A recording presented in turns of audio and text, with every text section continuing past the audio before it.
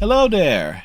I'm Fred, and this is a video game discussion video. This time around, we're talking about Disney Pixar's Brave for the Xbox 360.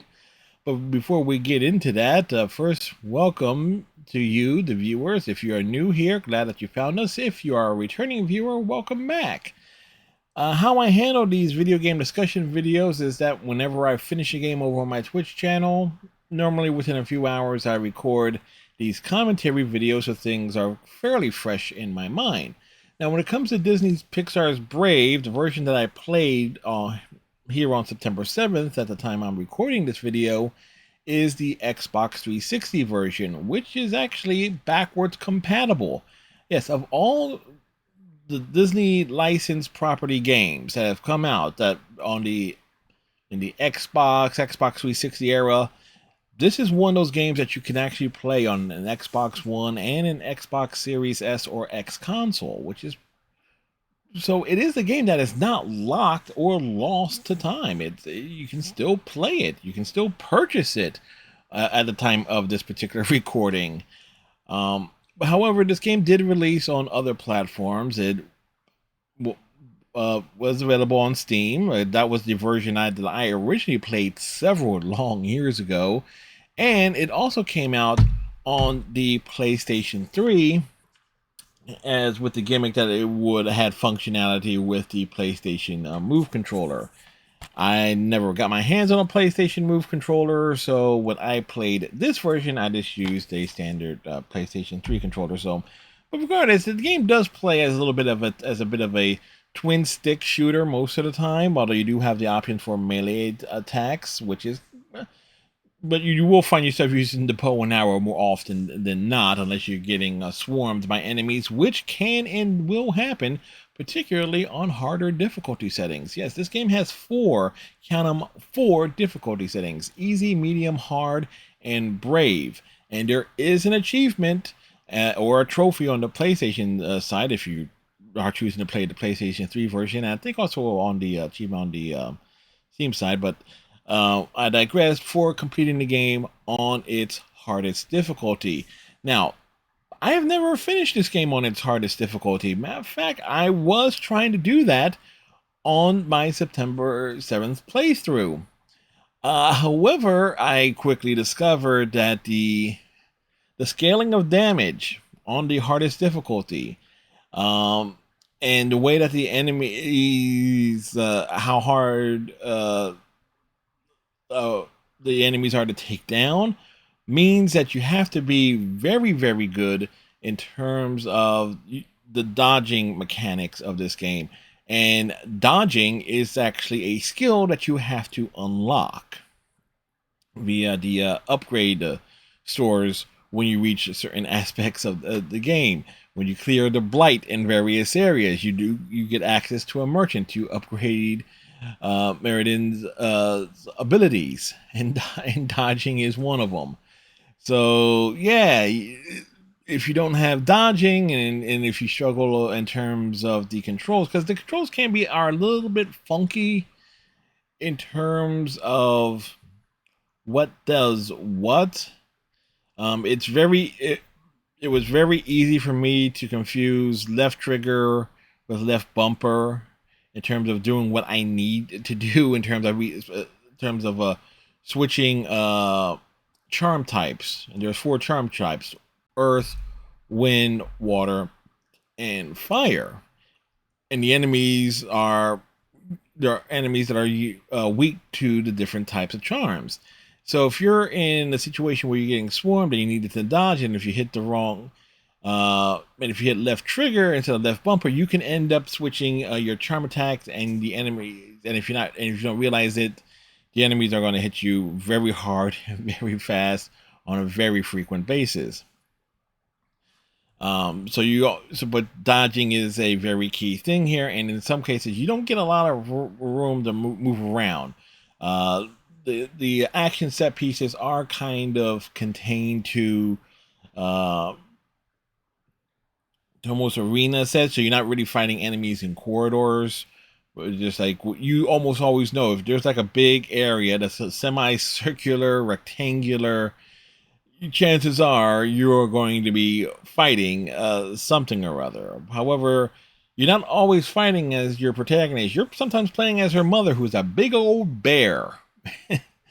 And playing as the bear is actually a lot of fun because you can charge towards the enemy, smash them. It's just like the Hulk smash aspect of this game. It's a it's a real treat. So you do get some variety in gameplay.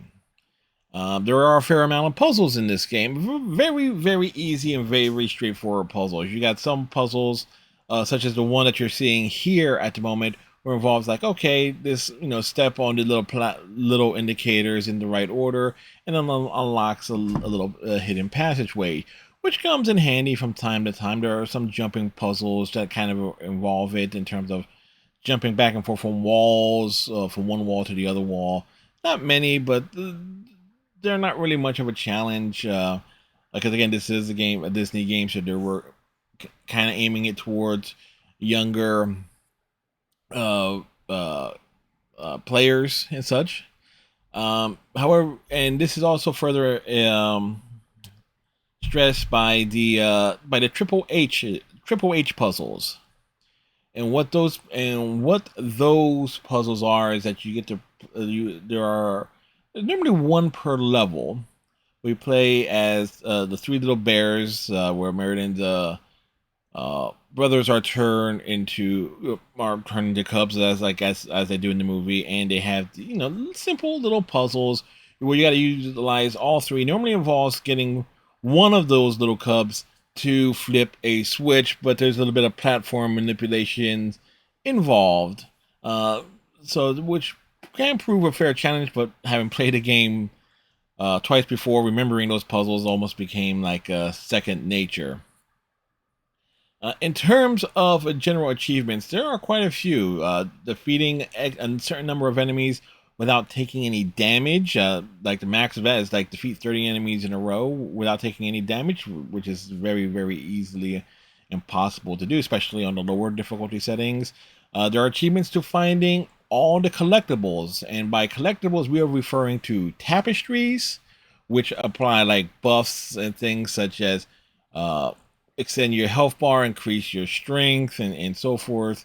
Um, uh, there are swords, which increases the strength of your sword attacks. There are bows for your bow attacks, and that's your primary weapon there, so you definitely want to find those. And clothes, different costumes, like I said, as it relates to what was worn in the movie, serves as different attires that can be worn at certain points in time. The music is a little bit mundane-ish. It does kind of it's serviceable.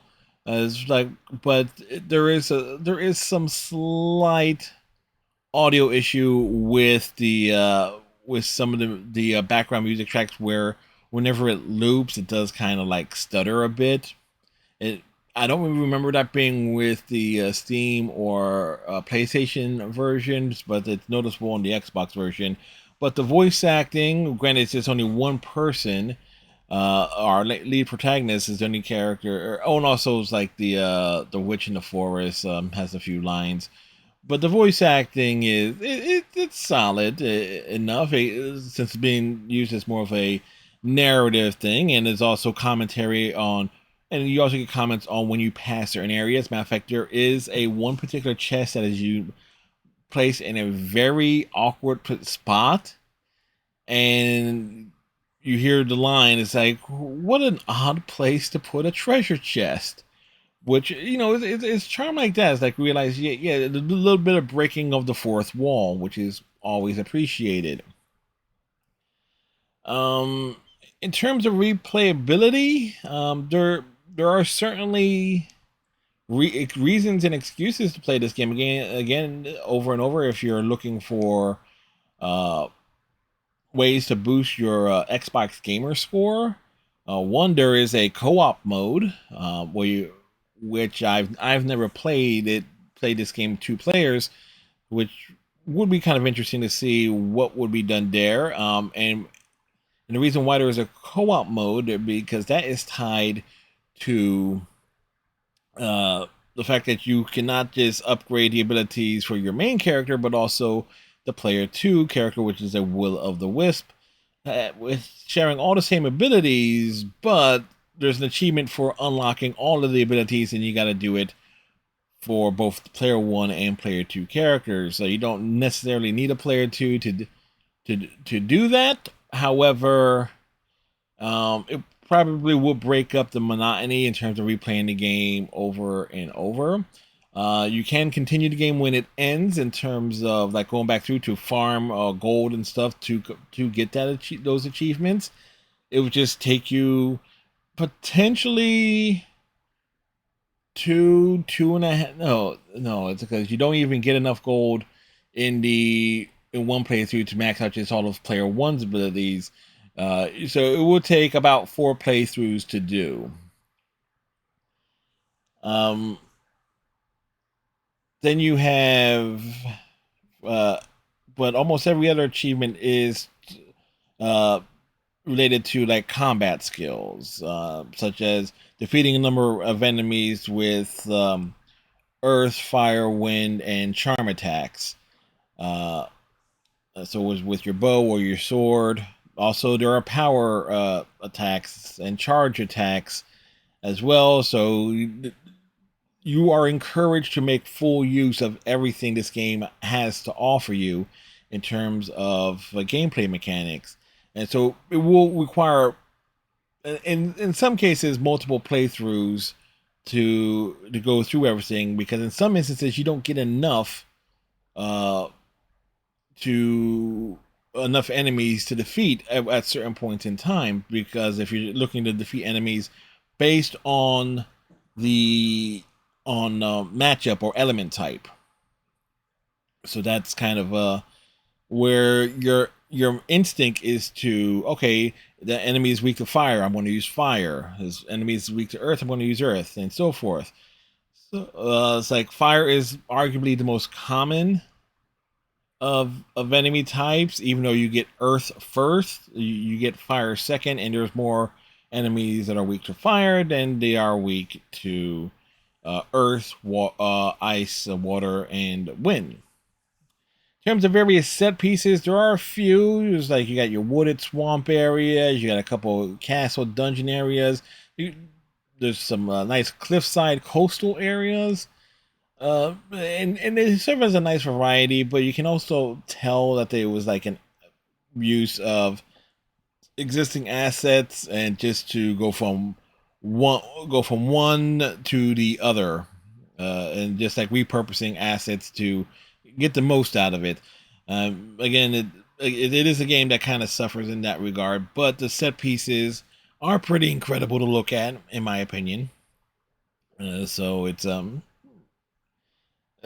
like the trade-off is there. The cutscenes in and of themselves, when you get like action cutscenes, it looks really all right, but it does expose the fact that this game came out in the Xbox 360, uh, PlayStation 3 era. It came out in 2012, so it's like it is a game that does show its age, particularly in the hair of the characters and some of the enemy textures and so a bit there. Also noticeable in the grass. Let's see what else. What else can we talk about here? New game plus mode, because you do have a post game mode where you can go back and farm every area to get all your combat achievements. Because of uh the achievement related to beating the game in its hardest difficulty, I'm not entirely sure. You have to start a new game, which essentially means you have to go back through and unlock everything over again. There's no way to do it because the achievement is to complete the game start to finish without changing difficulty. Which means you would have to unlock everything all over again. So there's that there is that trade off there.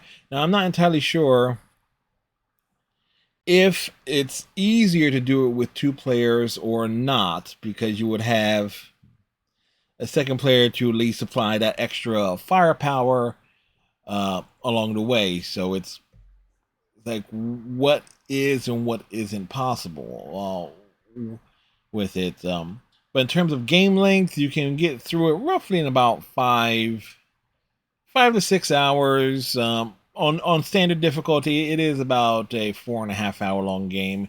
On a harder difficulty, obviously, the enemies are going to take a lot longer to beat down. So, so your gameplay mileage can and will vary. So with that said, I think we'll wrap this up here. If you've played Disney's Pixar Brave, what version did you play, and what are your thoughts on it? I'd like to hear them in the comment section below. I say hear them, read them. Like the video if you're so inclined. Subscribe if you want to.